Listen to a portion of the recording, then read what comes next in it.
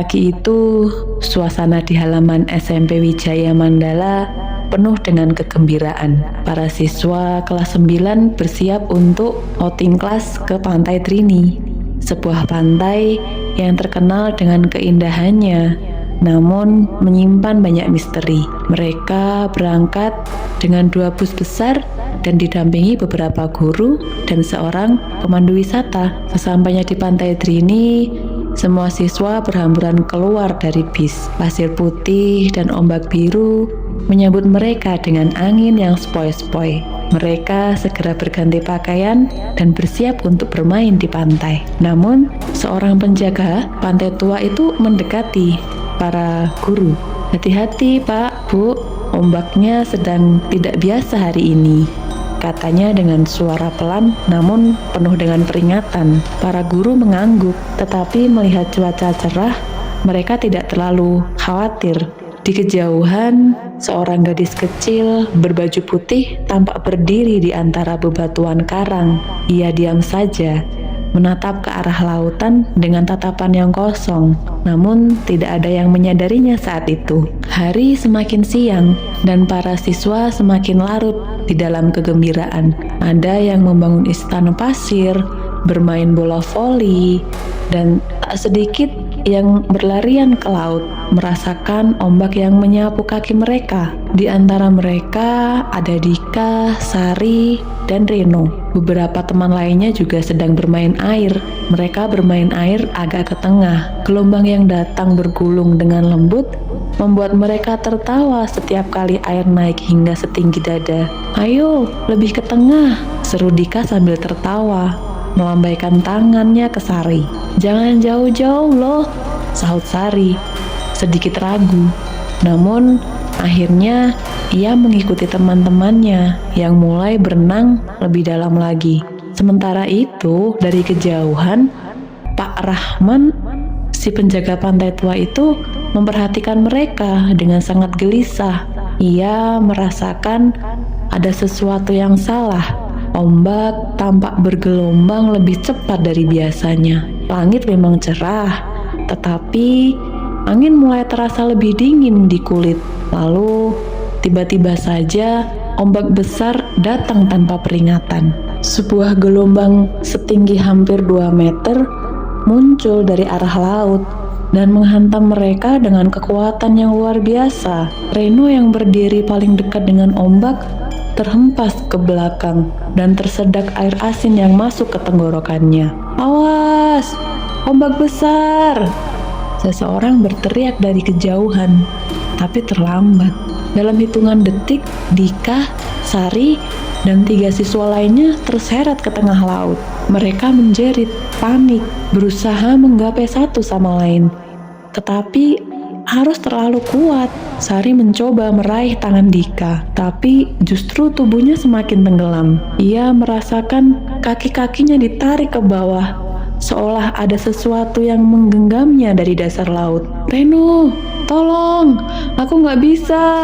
Suaranya terputus oleh air yang masuk ke mulutnya. Matanya membelalak ketakutan saat tubuhnya semakin dalam.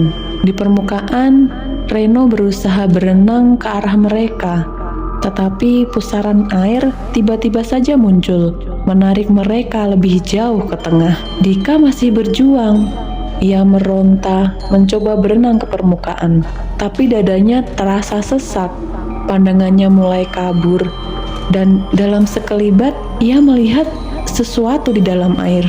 Sesosok wajah pucat dengan mata kosong yang menatapnya dari kedalaman. Tangan transparan itu meraih lengannya, dan semuanya menjadi gelap.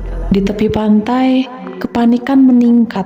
Guru-guru dan siswa yang menyaksikan kejadian itu dari tepi pantai langsung berteriak panik. Beberapa guru berlari mencari pertolongan, sementara siswa lainnya menangis, tak percaya dengan apa yang baru saja mereka lihat. "Ada yang terseret, tolong, panggil tim penyelamat, tolong!" seru Bu Rina, salah satu guru pendamping dengan suaranya yang gemetar ketakutan. Para nelayan setempat segera bergegas menyiapkan perahu dan menyelam ke dalam air. Beberapa dari mereka tampak saling bertukar pandang dengan ekspresi serius. Mereka tahu bahwa laut ini bukan sekedar laut biasa. Orang-orang mulai berdatangan, melihat ke arah lautan yang kini terlihat lebih tenang, seolah tidak pernah terjadi apa-apa. Namun satu hal yang membuat bulu kuduk merinding.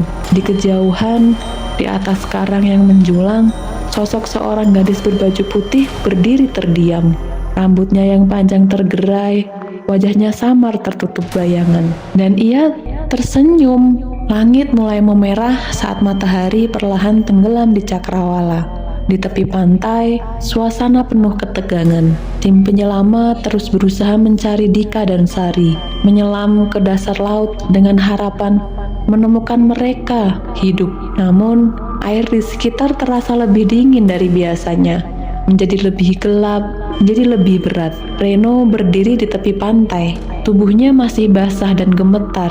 Ia baru saja selamat dari ombak yang hampir menyeretnya bersama teman-temannya. Tapi yang membuatnya tidak bisa berhenti memikirkan kejadian tadi itu bukan hanya karena arus yang tiba-tiba datang, melainkan sosok yang ia lihat di dalam air. Sosok itu bukan manusia.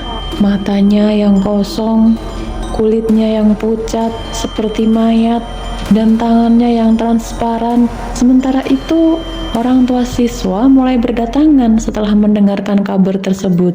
Jeritan tangis Ibu Sari memenuhi udara, menambah suasana semakin mencekam. "Anakku, tolong selamatkan anakku!" Tangisnya berlutut di pasir memohon kepada siapa saja yang bisa menolong. Namun, langit semakin gelap, dan satu persatu orang mulai merasakan keanehan yang menjalari tubuh mereka. Malam yang mencekam. Saat pencarian terus berlangsung, beberapa siswa dan guru memutuskan untuk bermalam di penginapan dekat pantai. Tapi malam itu, ketakutan mereka baru saja dimulai. Lisa terbangun di tengah malam, tubuhnya dingin. Ada sesuatu yang membuatnya gelisah.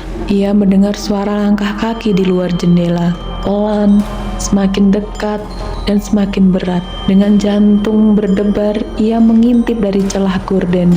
Di luar sana berdiri seorang gadis berbaju putih di tepi pantai, membelakangi penginapan. Rambutnya panjang dan basah, menutupi wajahnya yang tidak terlihat. Lisa merasakan nafasnya tersenggal. Ada sesuatu yang aneh, sesuatu yang sangat salah. Tiba-tiba, gadis itu menoleh dengan gerakan patah. Wajahnya penuh luka, matanya kosong dengan bola mata kehitaman seperti lubang tanpa dasar. Bibirnya membiru, retak seperti daging yang membusuk, dan ia tersenyum. Lisa tidak bisa bergerak. Tubuhnya terasa membeku di dalam ketakutan yang luar biasa. Lalu suara berbisik terdengar di telinganya. "Kenapa kalian datang? Kenapa?" Lisa menjerit sekeras-kerasnya. Semua orang terbangun, lampu dinyalakan, dan saat mereka melihat keluar, tidak ada siapa-siapa di sana. Namun, di atas pasir pantai yang basah, jejak kaki kecil memanjang dari laut menuju penginapan dan berhenti tepat di bawah jendela kamar Lisa. Pak Rahman, penjaga pantai yang sudah tinggal di daerah itu selama puluhan tahun, akhirnya berbicara. Dulu ada seorang gadis bernama Ayu yang tenggelam di pantai ini. Ia adalah anak nelayan, dan hari itu ia bermain terlalu jauh ke tengah laut. Ombak menyeretnya dan tubuhnya tidak pernah ditemukan sampai sekarang. Para siswa menelan ludah, mendengarkan dengan wajah yang pucat. Mereka bilang arwahnya masih ada di sini. Dia mencari teman untuk menemaninya di dasar laut. Lisa memeluk dirinya sendiri, lalu sesuatu terlintas di benaknya. Di dalam air, sebelum Sari tenggelam, ia juga berteriak. Bukan hanya karena ombak, tapi karena ia melihat sesuatu, dan mungkin saat itu bukan arus yang menariknya ke bawah. Pagi itu, langit mendung, seakan ikut berduka. Ombak di pantai Drini bergulung lambat, tetapi ada sesuatu yang terasa berbeda. Suasananya begitu sunyi, bahkan burung camar pun seolah enggan berterbangan. Tim SAR masih menyisir perairan, menyelam di sekitar batu karang, mencari tanda-tanda keberadaan Dika dan Sari. Beberapa nelayan setempat ikut membantu, tetapi di mata mereka ada ketakutan yang tidak bisa disembunyikan. Lalu salah satu penyelam muncul ke permukaan dengan wajah pucat pasi. Ketemu, mereka ada di karang. Beberapa petugas segera turun tangan, menarik tubuh dua siswa yang telah hilang selama lebih dari 1 malam. Jasad mereka ditemukan terdampar di karang, dalam keadaan yang tidak wajar. Dika dan Sari tidak tampak seperti korban tenggelam biasa. Tubuh mereka membiru, tetapi bukan karena sekedar terendam air. Wajah mereka terlihat seolah membeku dalam ekspresi ketakutan yang sangat luar biasa. Mata mereka melotot, membelalak lebih lebar, seolah mereka melihat sesuatu yang mengerikan. Sebelum menghembuskan nafas terakhirnya, bibir mereka setengah terbuka, seperti ingin berteriak, tetapi tidak ada suara yang bisa keluar lagi. Yang lebih mengerikan lagi, di sekitar tubuh mereka terdapat anyaman rumput laut yang melilit pergelangan tangan dan kaki mereka, seperti ada sesuatu yang menahan mereka di bawah air. Dan di pasir dekat jasad mereka terdapat tulisan besar, seperti dibuat dari kumpulan alga laut yang membentuk kata-kata.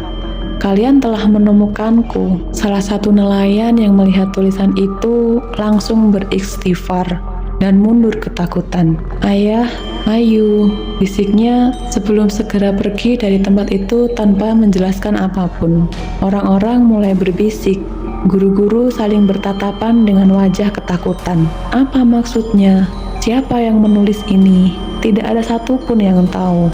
Tapi semua orang bisa merasakan bahwa udara yang tiba-tiba ini menjadi lebih dingin, seolah sesuatu yang tidak kasat mata berdiri di antara mereka, mengawasinya di dalam diam. Bus yang membawa para siswa kembali ke kota bergerak perlahan, namun tak ada lagi tawa atau canda seperti saat mereka berangkat. Hanya ada kesunyian yang menyelimuti mereka semua. Di bangku paling belakang, Reno duduk terdiam, memandangi gelang rumput laut yang entah bagaimana berada di dalam tasnya. Ia tidak pernah memilikinya. Lalu, ia kembali mengingat apa yang ia lihat di dalam air sebelum Dika menghilang. Mata kosong itu, wajah pucat itu, tangan transparan yang menarik ke dalam, semuanya bukan kebetulan. Ketika bis melewati jalan di sekitar hutan kecil, sebelum keluar dari kawasan pantai, Reno melihat sesuatu yang membuat nafasnya tertahan. Di antara pepohonan, samar-samar terlihat sesosok gadis berbaju putih berdiri di bawah pohon tua. Rambutnya tergerai panjang, wajahnya masih tertutup bayangan. Saat Reno berkedip, gadis itu menoleh ke arahnya. Ia tersenyum, bibirnya yang pucat bergerak pelan, membentuk kata-kata yang tak bersuara. Aku hanya ingin teman. Reno menelan ludah. Ia mencoba meyakinkan dirinya bahwa itu hanya ilusi saja. Namun, saat ia menoleh ke jendela, sekali lagi gadis itu sudah berdiri lebih dekat, tepat di pinggir jalan, menatap langsung ke arahnya. Dan saat bus semakin jauh, bayangan itu menghilang. Tapi di dalam bis, udara mendadak terasa lebih dingin. Reno mendengarkan suara bisikan lirih di telinganya. Aku masih di sini.